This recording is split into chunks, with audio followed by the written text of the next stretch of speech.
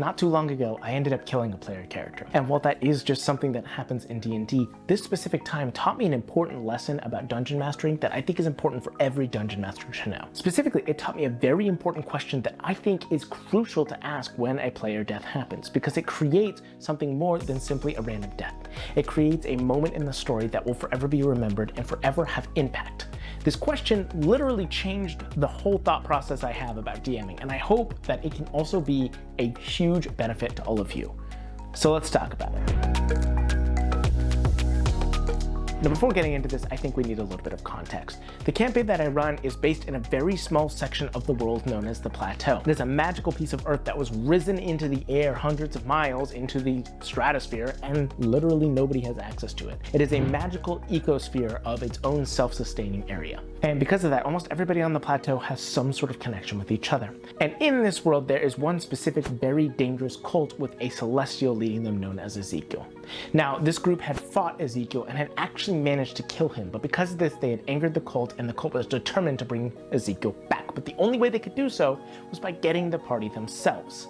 And so they sent two very dangerous automatons to track them down and bring them back. And that is how we got into the scenario where one of the player characters would die. See, I had homebrewed these automatons to have a few different abilities, but one of the ones that they had already had in their base stat block was the ability to paralyze. And because of this, it led to a very dangerous spiral in the combat where players kept getting paralyzed, and as soon as they broke out of their paralyzation, somebody else would be paralyzed. And the automatons would constantly try and drag them away, leading to the party having to waste their actions dashing after them.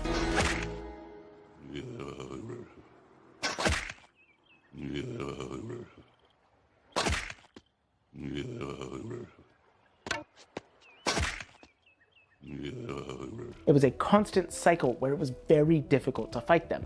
Rule number one that I learned here was be very careful with paralyzing. Now, I knew that before, but I didn't take into account how low many of their constitution saving throws were. If I had taken that into account, I might have been a little bit more careful tuning this battle, but nonetheless, it was meant to be a dangerous situation. This is what led to the character death, however, because as two of them were paralyzed, the bard and the monk, they began to get dragged away. And as they were dragged away, the party was forced to make a decision onto whether focus down these automatons or try and save their friends. In fact, the warlock chose to make a very dangerous and specific deal with a new patron just in order to try and save her friends. She was willing to take on the consequences as long as she was able to save them. And with her new abilities, she was able to take down the automatons. But the two individuals were already on death saving throws, and they weren't sure if they could get to them in time. And because of this, as they rolled their saving throws, the bard failed their last one. This was a very heartbreaking moment, and as I looked around and watched everybody, I noticed that there was a huge amount of grief in the bard's player's eyes. I noticed that she really had an emotional connection to this moment, which you'd think was a good thing. But this also caused me to realize something very important that I had never thought about before. In this moment, I realized that death should never come as a surprise. And I know that's very strange. I mean, obviously, if death doesn't come as a surprise, how are we supposed to feel that moment of danger? How are we supposed to invest into the adventure knowing that there's a moment where we may die and we don't expect it? But that's not exactly what I mean. Because in this moment, I asked that question that changed my entire viewpoint on DMing. I looked directly at the player and said, is this where Ilaris' story ends? I know this seems incredibly obvious and almost a little cheap. Why would I offer the player a chance to take back what happened? But here's the deal. In a story where we all care about the characters, where we truly invest in these characters, death needs to be an opportunity to create stakes. I truly believe that. And if you don't play with death, I get it. I do, but I personally don't find that enjoyable. But the reason that I ask this is because the death should be important, and this had happened in an ambush. It had not been a moment where the player had chosen to go rise against the odds. It had not been a moment where they made the decision to put themselves in that danger. They did not even know that there would be this amount of retaliation. So was it realistic? Yes. Should it have happened? Yes. But should I have allowed there to be consequences that didn't have to end a story because the player did not have the buy-in for it? Honestly, I think yes. I think it was very important that I asked the player how they felt about this. Was this a satisfying moment for them? Did they feel like this was a good time for their character to die? And if they said yes, that was okay. I would have fully leaned into it. But the player looked at me. They thought for a long moment, and they told me, I would like for it not to be.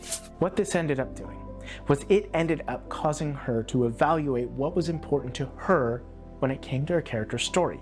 And it caused me to evaluate what meant a meaningful death. Because death should be a part of things. Death should not be cheap, but it should be something that truly impacts a story in a positive manner. And in this moment, I didn't believe it would.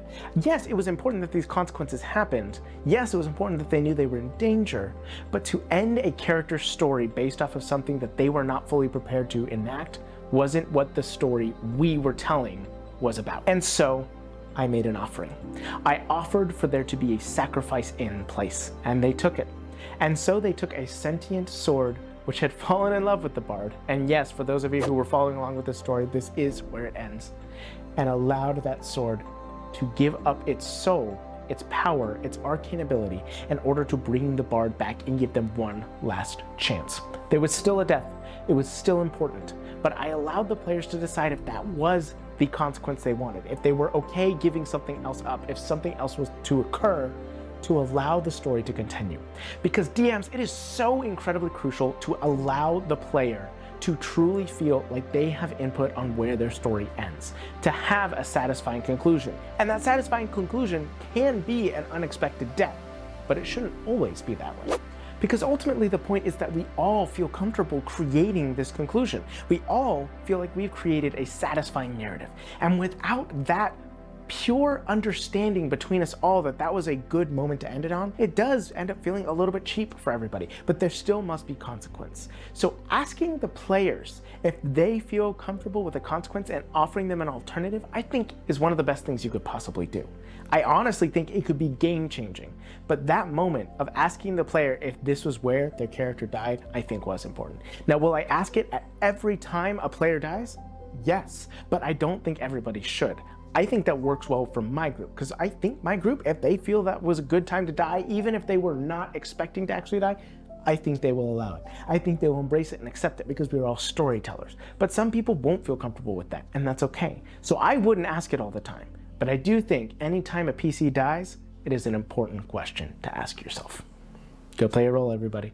This video wouldn't be possible without the incredible, beautiful bastards over on our Patreon. I'd like to give an additional very personal thank you to the Divine Bastards Big D the Cool Guy, BKBW, Clark Smith, Diet Blue, Duplicolor, Frostios, Manifestering, Noctua, Rhea Rose, Rocky, Sorit, Supreme Court, Tin Eye, Void Mystic, Volpe Nico, and Zombies Were People Too.